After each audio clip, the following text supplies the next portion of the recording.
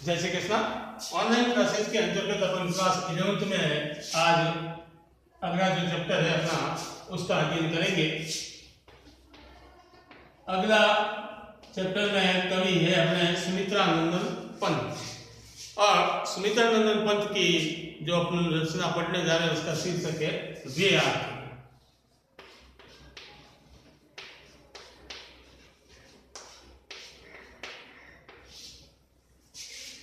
पंत का साहित्य के क्षेत्र में अग्रणी स्थान है। पंत जी कौन थे, तो कहाँ इनका जन्म हुआ था उसके बारे में एक संक्षिप्त जानकारी अपन प्राप्त कर लेते हैं।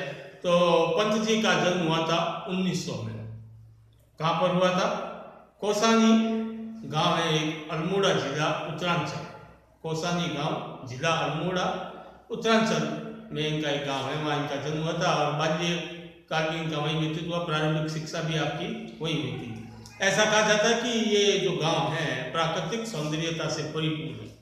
तो पंत का रुझान बाल्यावस्था से प्रकृति की ओर रहा है। हालांकि उनकी कविता में इसका स्पष्ट असर भी अपने को देखने को मिलता है कि प्रकृति के जितने सुंदर चित्रकार पंत माने जाते हैं वैसा अन्य कोई नहीं है। इन्हें प्रकृति का सुकुमार कवि भी कहा जाता है क्योंकि इनकी रचनाओं में प्राकृतिक सौंदर्यता का वर्णन बहुतायत में हुआ है। इनके द्वारा रचित जो पुस्तकें हैं उनमें मुख्य है वीणा, युगवाणी, लोकायतन, पल्लव, गुंजन इत्यादि काफी कुछ इन्होंने लिखा। ये इनकी कुछ प्रमुख रचनाएं हैं। इनके साहित्यिक सेवाओं को देखते हुए भारत सरकार ने इन्हें ज्ञानपीठ पुरस्कार से नवाजा। तत्पश्चात इन्हें पद्म भूषण भी देकर सम्मानित किया गया और इसके साथ साथ इन्हें सोवियत लैंड नेहरू पुरस्कार भी दिया गया था। हम जो आज रचना पढ़ने जा रहे हैं उसका शीर्षक मैंने बताया वे आंखें। वे आंखें एक कविता किसान के दर्द को प्रकट करती है। यह प्राकृतिक सौंदर्य से परिपूर्ण कविता नहीं है, यथार्थवादी कविता है। स्वतंत्रता के पूर्व किसानों पर नाना प्रकार के अत्याचार होते रहे, नाना प्रकार के जुल्म उस पर करता गया। किसान बद से बदतर की अवस्था में पहुंच गया। लेकिन विडंबना यह रही कि आज़ादी के पश्चात भी या स्वतंत्रता के पश्चात भी किसान की माली अवस्था को, उसकी आर्थिक अवस्था को, उसकी सामाजिक उत्थान को बाकी की सरकारों ने, आने वाली सरकारों ने भी कोई विशेष प्रयोजन नहीं किया। कवि कहता है स्वतंत्रता पूर्व की बात में वो लिखता है कि मैं जब कभी भी किसान की आंखों में देखता हूँ तो मुझे भय लगता है, डर लगता है। तो देखिए कविता जिसमें किसान की दारुण अवस्था को, उसकी किस प्रकार से वो कैसा था और कैसे उसकी सैन्य अवस्था में परिवर्तन हुआ, इसका बड़ा ही सुंदर वर्णन इस कविता के अंतर्गत कवि ने किया है। तो कवि लिखते हैं सुमित्रानंदन पंत के अंधकार की गुहासरी की उन आंखों से डरता है मन। अंधकार की गुहासरी की, गुहा कहते हैं गुफा को, गुहा यानी गुफा। गुफा कैसी होती है? अंधकार से युक्त होती है। तो किसान की आंखें भी अंधकार से युक्त गुफा के समान मुझे प्रतीत होती है। सामान्यतः आंखें या तो चंचलता होती, चमक होती है, तेज होता है, लेकिन किसान की आंखों में एक अंधकार व्याप्त है, एक भय व्याप्त है। उन आंखों को देख करके मुझे भी, कवि कह रहा है पंत के, मुझे भी डर लगता है। अंधकार की गुहासरी की उन आंखों से डरता है मन, भरा दूर तक उनमें दारुण, दारुण यानी दीनता से युक्त, भरा दूर तक उनमें दारुण, दैन्य दुख का नीरव रुदन। नीरव कहते हैं बिना आवाज की, नीरव।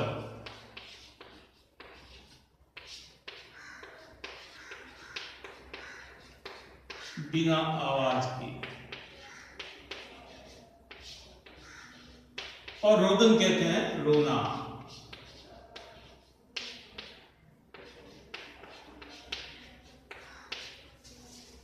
कवि कहता है जब कभी भी मैं किसान की आंखों को देखता हूं तो मुझे ऐसा लगता है कि भरा दूर तक उनमें दारुण, दैन्य दुख का नीरव रोदन। उसकी आंखों में कष्ट, पीड़ा का अवसाद भरा हुआ है और उसके आंसू सूख गए हैं, वो रो भी नहीं पाता है।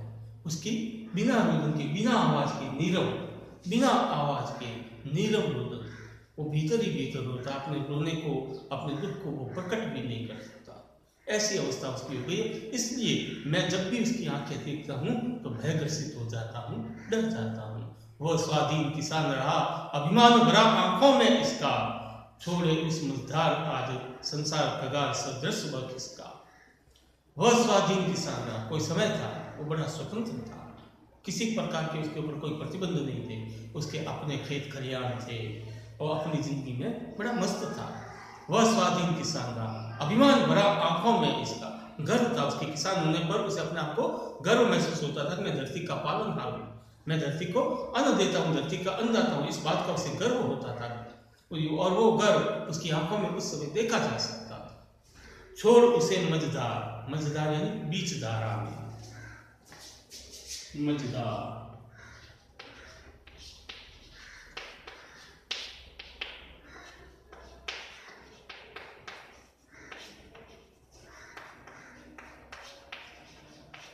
छोड़ उसे बीच मझधार, आज संसार कगार सदृश वह किसका। कगार कहते किनारा,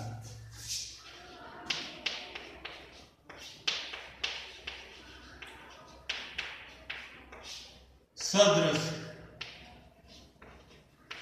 के समान,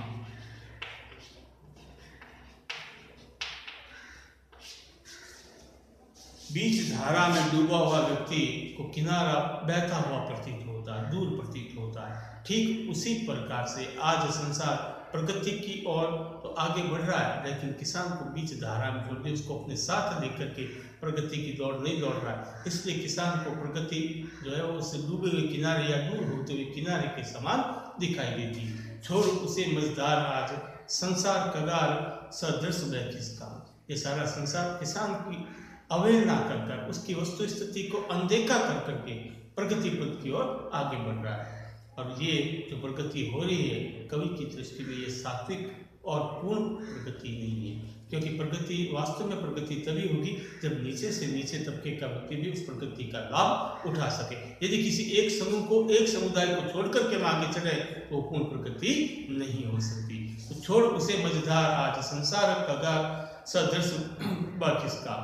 लहराते हुए खेत दृगों में, दृग कहते हैं नेत्रों को,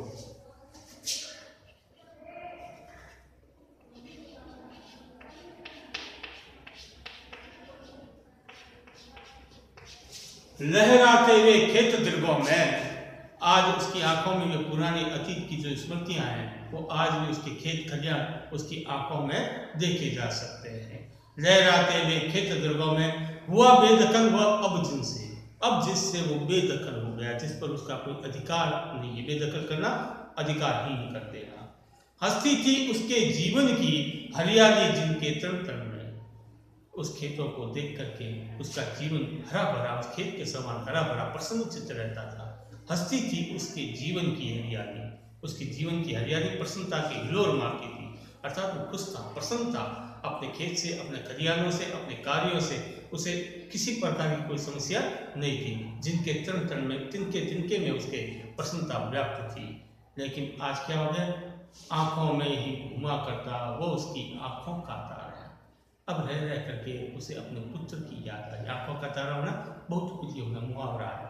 आंखों में ही घुमा करता, उसकी आंखों में बार बार क्षण प्रतिक्षण वही चेहरा, वही उसकी यादें घूमती रहती है। किसकी? आंखों का तारा, वह उसकी आंखों का तारा। उसकी आंखों का तारा जो था वो उसकी आंखों के सामने ही घूम रहा है।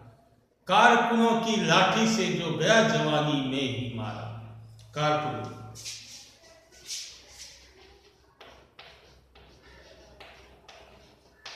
कारकुनों कहते हैं कारिंदे,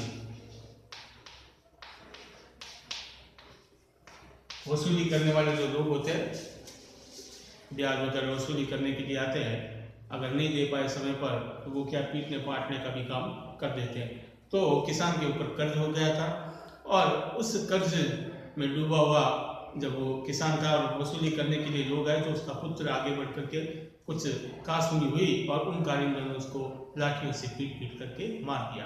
अब अपने युवा पुत्र की मृत्यु के पश्चात उस युवा पुत्र का चेहरा किसान कहता है कि मेरी आंखों के सामने घूमता रहता, वो मुझे अतिशय प्रिय था, मेरे आंखों का तारा था। तो क्या कहता है कि आंखों में ही घूमा करता, वह उसकी आंखों का तारा, कारकुनों की लाठी से जो गया जवानी में ही मारा। जो भरी जवानी में, युवा अवस्था में जो जिसकी मृत्यु हो गई थी कारकुनों के लाठी मारने के द्वारा, अब मुझे बार बार वही चेहरा मेरी आंखों के सामने तैरता रहता है। बिका दिया घर द्वार, ब्याज पर ब्याज चढ़ता गया और अंततः क्या हुआ, मेरे घर द्वार सब बिक गए। माँ जन ने ना ब्याज की कौड़ी छोड़ी, और माँ जन ने 1 रुपया, 1 नया पैसा ब्याज का नहीं छोड़ा। सब कुछ बेच बिचा करके मेरे खेत खलियान घर द्वार उसने अपनी वसूली कर दी। रह रहे आंखों में चुभती वह, कुरकुई बरगों की जोड़ी। किसान को अपने पुत्र से अधिक प्रिय उसको अपने बैल होते, बरगो यानी बैल।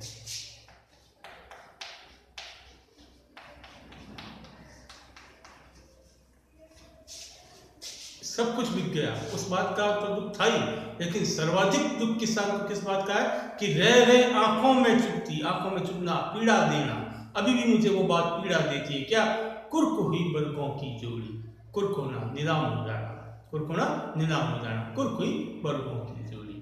मेरे बहनों को जब नीलाम कर दिया गया तो वो बात मेरी आंखों में आज दिन तक भी चुभती रहती है। आज के लिए तय शेष जो है इस कविता का भाग वो कल करेंगे। तब तक के लिए धन्यवाद। जय श्री कृष्ण।